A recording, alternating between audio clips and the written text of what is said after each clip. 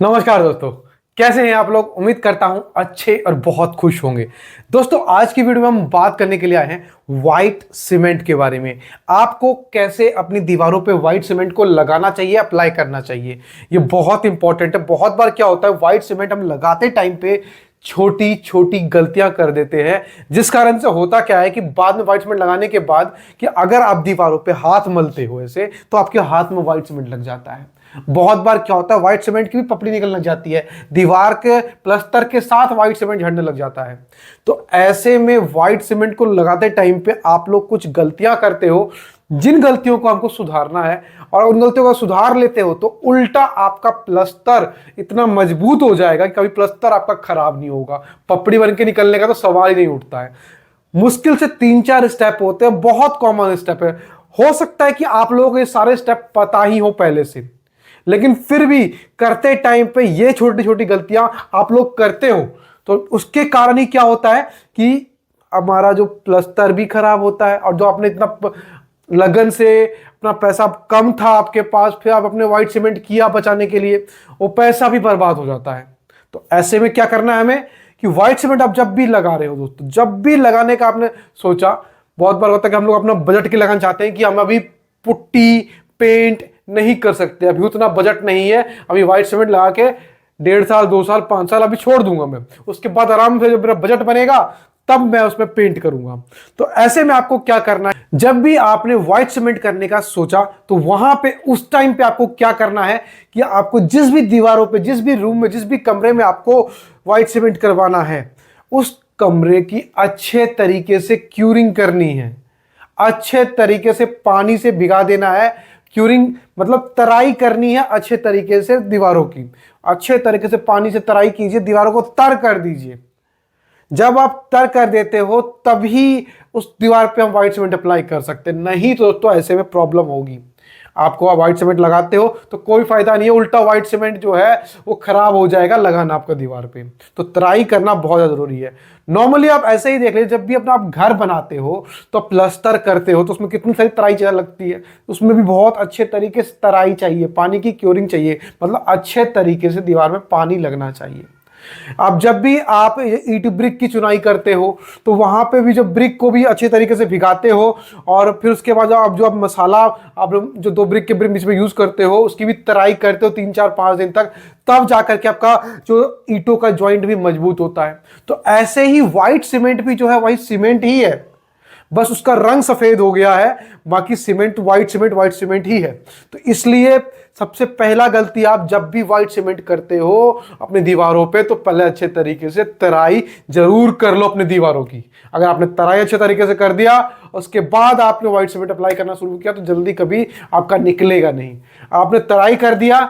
दूसरे पॉइंट पे आता है यहां पे, जब भी आप व्हाइट सीमेंट को आप मिलाते हो, व्हाइट सीमेंट को मिलाते हो तो उसको अच्छे तरीके से उसको मिलाओ। मिलाने के बाद उसको 10-15 मिनट छोड़ दो, उसके बाद ही उसको पेंट करो। और व्हाइट सीमेंट को आपको करने से कैसे करना है, व्हाइट सीमेंट को आपको हमेशा ब्रश से करना है। 2 कोट जो भी करना है आपको ब्रश से करना है, 2 कोट 3 कोट, यहाँ पे डिपेंड करता है कि आप कितने कोट करते हो, लेकिन कम से कम 2 कोट कीजिए। 2 कोट करने से अच्छा निखार दीवारों में आ जाता है।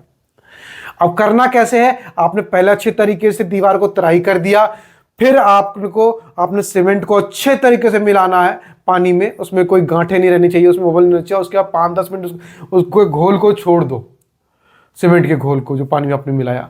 फिर उसके बाद पहले आपको हॉरिजॉन्टल मतलब ऊपर से नीचे की तरफ ऐसे ऐसे ऐसे ऐसे ऐसे करना है, पेंट करना है, या फिर वर्टिकल कर लीजिए। ऐसा नहीं है कि वर्टिकल पहले या हॉरिजॉन्टल बाद में, इसमें कोई रॉकेट साइंस नहीं है। इसमें सिर्फ सिंपल है कि आपको एक पहला कोट जो है हॉरिजॉन्टल कर लीजिए। आप हॉरिजॉन्टल कर लिया आपने पहला कोट, उसके बाद आप 24 घंटे का गैप दे दीजिए, मतलब अच्छे तरीके से सूखने दीजिए। 24 घंटे का जब गैप हो गया, उसके बाद आपको क्या करना है, फिर से एक अच्छी तरीके से क्यूरिंग करनी है आपको अपनी दीवारों पे। अच्छे तरीके से फिर तर भिगाना है आपको दीवारों पे। जब क्यूरिंग हो जाएगी, उसके बाद आपको दूसरा कोट करना। जो आपने पहला कोट अगर हॉरिजॉन्टल किया था, तो दूसरा कोट आपको वर्टिकल करना है। आपने दूसरा कोट कर दिया वर्टिकल, फिर आपकी दीवारों को आप दीजिए सूखने, और उसके बाद सूखने के बाद आप 2 दिन 3 दिन 4 दिन कम से कम दोस्तों हफ्ता भर 7 दिन तक अच्छे तरीके से 2 टाइम क्यूरिंग कीजिए, सुबह और शाम। गर्मियों का टाइम है तो सुबह शाम कीजिए, और अगर ठंडियों का टाइम है तो 1 टाइम भी क्यूरिंग करते हैं तो अच्छा चल जाएगा। मतलब दीवार आपकी भीगी हुई रहनी चाहिए 5-7 दिन अच्छे तरीके से।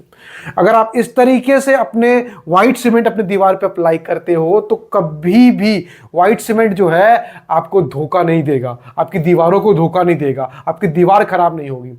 और व्हाइट सीमेंट अप्लाई करने से बेनिफिट क्या होता है कि आपका जो प्लास्टर है, काफी बार क्या होता है हम प्लास्टर करवा लेते हैं और प्लास्टर कुछ टाइम के बाद झड़ने लग जाता है, उसमें से बालू निकलने लग जाता है, तो वो चीज व्हाइट सीमेंट करने के बाद कभी नहीं होगी।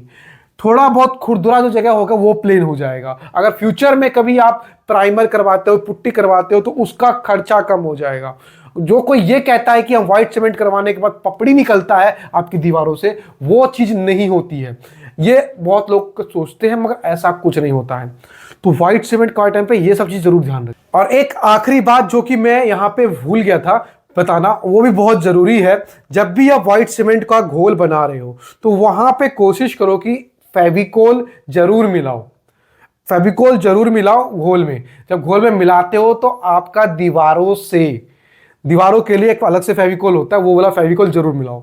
अब ऐसे में क्या होगा, फेविकोल मिलाने से दीवारों से आपके व्हाइट सीमेंट का बॉन्डिंग अच्छा बनेगा। तो ये भी एक छोटा सा इन्फॉर्मेशन है, लेकिन बहुत बार लोग जानते हुए भी मिस्टेक कर देते, छोड़ देते हैं और सोचते हैं कि हो जाएगा। तो एक प्लेन सरफेस आपकी दीवारों को मिल जाएगा, खूबसूरत सफेद लुक मिल जाएगा आपकी दीवारों को, प्लस फ्यूचर में आपका जो प्लास्टर है वो लंबे टाइम के लिए मजबूत हो गया, मतलब प्लास्टर आपका झड़ेगा नहीं जल्दी।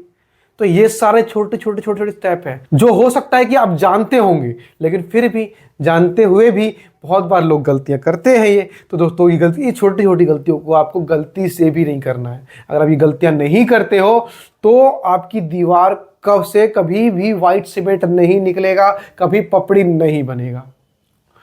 तो ये छोटी सी वीडियो थी, इन्फॉर्मेटिव वीडियो थी। वीडियो कैसी लगी मुझे लाइक करके जरूर बताएं, और वीडियो पे अगर आप नए हैं हमारे चैनल पे तो प्लीज दोस्तों सब्सक्राइब जरूर कर दें। आपका हर एक सब्सक्राइब, आपका हर एक लाइक हमें बहुत मोटिवेट करता है। तो प्लीज लाइक शेयर सब्सक्राइब करना बिल्कुल भी ना भूलें।